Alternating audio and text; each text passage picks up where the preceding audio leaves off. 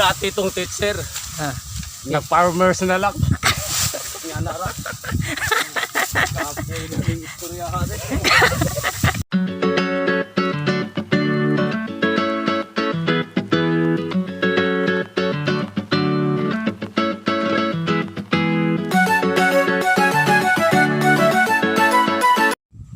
Yo, what's up guys? Sa araw na to, titingin tayo ng mga farmers na nag-aani. So, makikita nyo na inaani na nila ngayon. Hinahakot nila yung ganito guys. So, naghahakot sila guys. Kaya, panoorin natin sa i-film kung paano ang buhay ng farmers guys. Sige, tingnan na lang natin. So guys, ayan, kuha niya yung hinahakot niya yung guys, yung palay na ginapas na palay, kasi anihin nila kasi hinugda at saka baka maabutan din ng bagyo. Ayan, may medyo maulan-ulan guys, may bagyo ata eh, grabe yung bagyo ngayon, tuloy-tuloy, sunod-sunod. So ayan, pinakuha niya lahat. Tsaka hakotin niya doon guys, banda sa doon banda kasi walang tubig doon, kasi dito may tubig oh. Hello, si pizza ko si Kuya Mayot.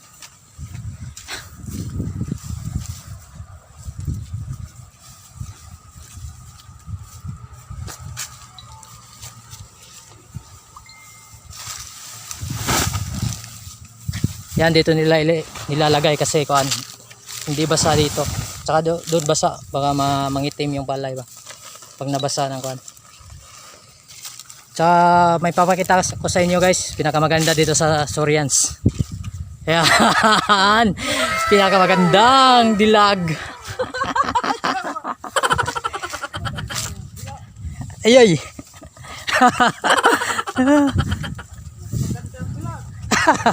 Ayan ang bilat na eh.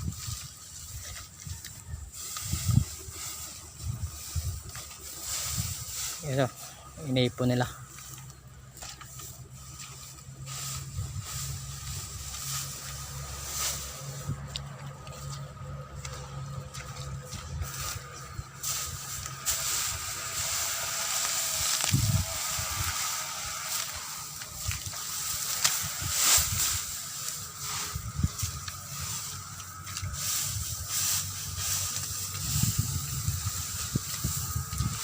Ano, ang dami na. Pero kaya yan.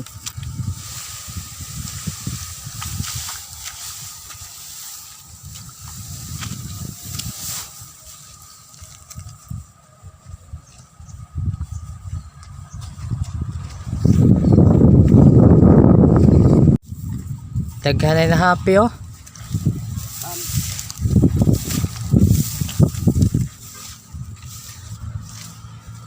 So ito guys, may papakita ko sa inyo. Ito palay oh. Yan oh. Medyo na kasi siya. Nabulok yung ilalim tapos dumapa. Kasi sa yan, sa sobrang hangin saka mabibigat na rin yung butil ng palay kaya medyo dumuko. Yan oh.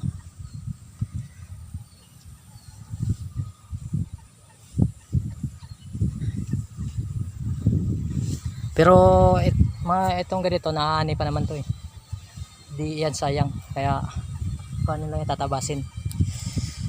Pwede pa yan pakinabangan.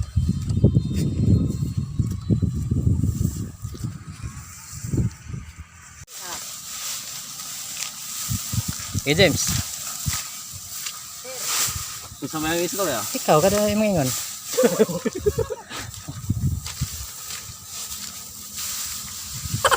Naman kayo mabuto. Dahil lagi pangatok ka. Wala may makailanat yung budot yung maestro man siya. Di, mga tawa naman sila. Di man sila mayog. Di man na maestro. Mga tawa ganun sila. Oh, mga tawa James. Lagi, promise. Lagi mamuot lagi. Yeah.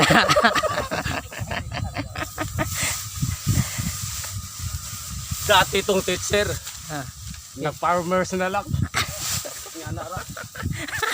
Kapay na ning istorya kasi.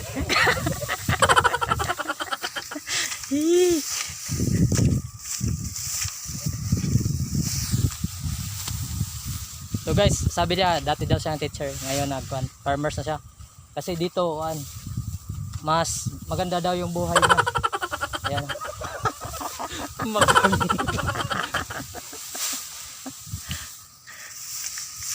Tingnan mo, tingnan mo. Tingnan nyo guys kung paano yung teacher na naging farmer. Yan. Kana duling dito garong sigat. Sikat no.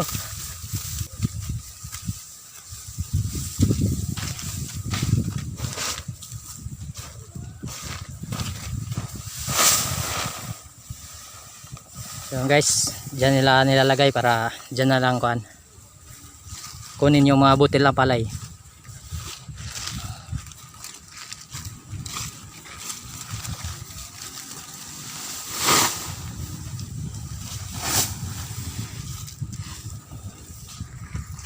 Tsaka guys, makikita nyo medyo maraming ngayon mga nakadapang palay kasi na dahil sa bagyo, malakas na bagyo nung dati sila Rolly. Malayo naman dito sa atin pero pa rin yung lakas ng niya. Ramdam pa rin. Kaya medyo yung ani natin hindi maganda kasi medyo na yung mapalay na itim-itim kasi nabasa. Kaya yun, kulang din sa init kaya di mabilad ng maayos. So kawawa talaga yung mga farmers ngayon. So sige, bawi na lang tayo sa susunod. Okay na.